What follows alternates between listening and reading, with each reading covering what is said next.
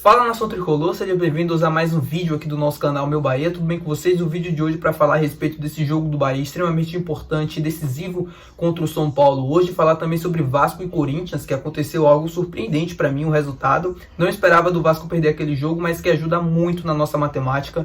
Vou explicar o porquê, vou também trazer análise do jogo, de pré-escalações, dicas, palpites para quem gosta de fazer aquela fezinha. Então o vídeo de hoje é naquela moda antiga que a gente fazia vídeos pré-jogo. Acho que essa reta final vale a pena a gente trazer uma análise um pouco mais completa e uma prévia das partidas. Então se você gosta desse tipo de vídeo, gostava, que é inscrito antigo no canal, deixa seu like também, se inscreve no canal. Essa é a sua hora de você mostrar que gosta, né? Eu só vou pedir duas coisinhas para vocês, para deixarem um like, para se inscreverem, porque ajuda o nosso trabalho, enfim, vocês sabem de tudo isso.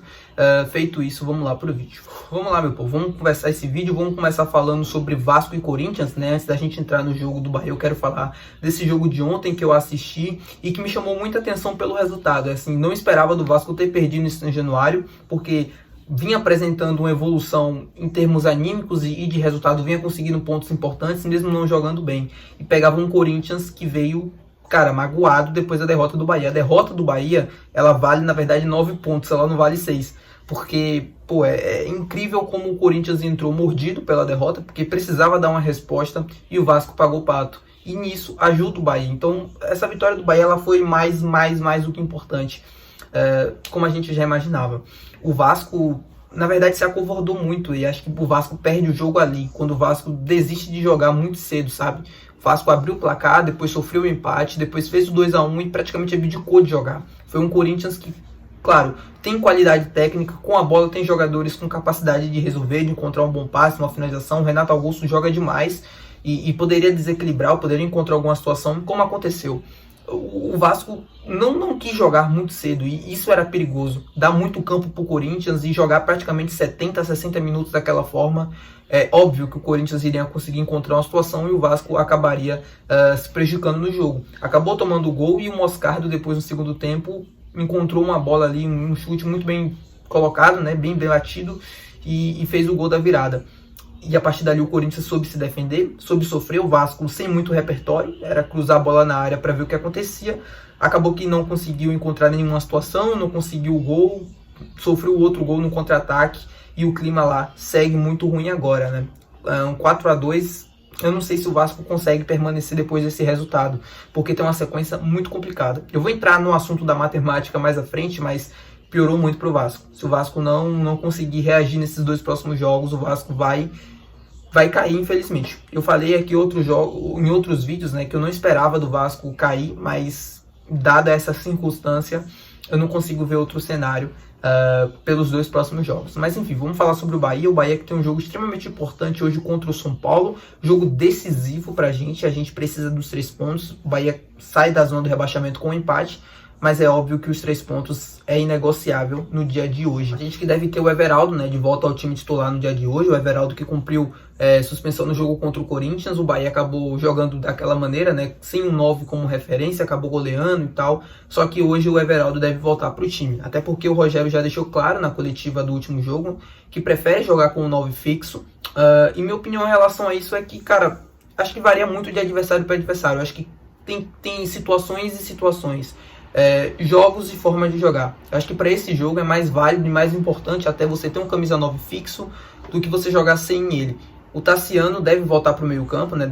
Na verdade ele jogou contra o Corinthians ali atuando no meio campo, ele não foi uma referência, mas deve jogar um pouco mais atrás hoje, provavelmente no lugar do Iago Felipe, e aí sim o Bahia deve repetir mais ou menos a mesma base da escalação, só que com o Everaldo em campo. O São Paulo que para esse jogo não deve ter apenas o Rames Rodrigues, né, o jogador colombiano, ele sentiu a coxa no último jogo contra o Cuiabá, acho que nem viajou, não deve estar nem entre os relacionados. No mais, é o mesmo time que vem jogando os últimos jogos. O São Paulo jogou contra o Cuiabá, mas jogou muito mal, né? Jogou muito desinteressado. Como deve ser o São Paulo nessa reta final de campeonato. É um time que não tem mais nada para fazer, já está classificado para Libertadores, está cumprindo tabela, mas mesmo assim não acho que vai ser um jogo fácil.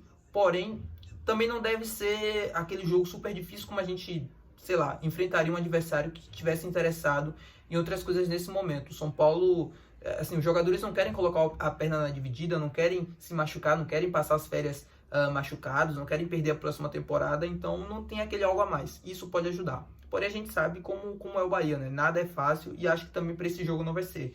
No mais, é tentar ter a bola, é tentar controlar o jogo, é tentar tomar desde o início da partida das ações, porque o São Paulo é um time que gosta muito da bola, de ter a posse de bola, de jogar e de criar situações a partir disso. Então é tentar ter o controle do jogo o máximo possível para evitar sustos, evitar ataques do São Paulo e para conseguir criar situações e oportunidades para a gente conseguir 3 pontos no jogo de hoje. Acho que se a gente jogar como jogou contra o São Paulo, assim, na vontade, não que antes faltava vontade, não é isso, mas jogar no limite mesmo, jogando para ganhar, criando situações, finalizando, convertendo as oportunidades, não tem como a gente perder esse jogo hoje.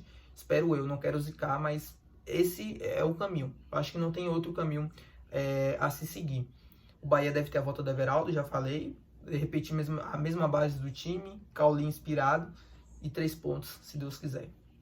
A Fonte Nova que deve estar lotada, o Bahia está divulgando ao longo da semana praticamente os ingressos esgotados para esse jogo, resta apenas um setor, que é o Oeste Superior, então mais de 42, 43 mil tricolores na Fonte Nova hoje, recorde que a gente deve quebrar de 1 milhão de pagantes, né, de público do estádio em 2023, algo que já não acontecia há 24 anos, então mostra o quanto a torcida do Bahia foi... o quanto carregou esse time nessa temporada, mesmo com todos os tropeços, mesmo com todas as dificuldades, resultados ruins, a torcida nunca se fez ausente, sempre presente, e esse número mostra muito isso. Então é ganhar do São Paulo para coroar, para premiar a torcida, né, que fez a sua parte durante toda a temporada, e que a gente vá para o jogo do América dependendo apenas de 3 pontos simples para a gente permanecer. A matemática que eu falei no início do vídeo é essa, né? Com o Vasco derrotado no jogo de ontem contra o Corinthians, só chega a 48 pontos e tem Grêmio e Bragantino pela frente. Se o Vasco ao menos empata esse jogo contra o Grêmio, se eu não me engano é isso, né? O Vasco não pode perder, não pode ganhar, na verdade. Se o Vasco não ganha esse jogo e a gente ganha os 2 próximos, a gente está garantido na primeira divisão. O Vasco teria que na última rodada, se eu não me engano, golear.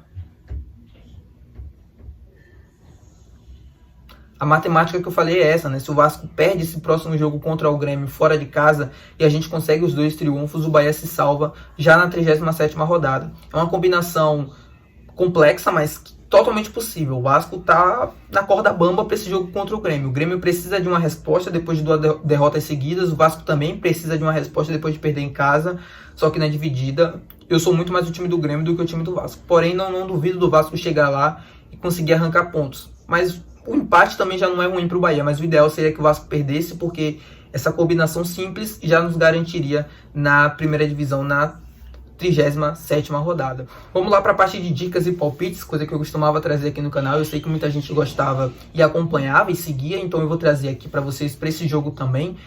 Acho que a entrada mais tranquila para o jogo de hoje, sem sombra de dúvidas, é o handicap menos 0,25, que é o seguinte, que se o Bahia ganha, a gente ganha a nossa entrada, se o Bahia empata, a gente perde metade do que a gente investiu, e se o Bahia perde esse jogo, a gente não ganha nada, a gente perde tudo o que a gente investiu. Eu acho que é mais confiável até do que a gente ir no triunfo seco do Bahia, porque pelo menos você tem a segurança do empate, né? Você não perde total.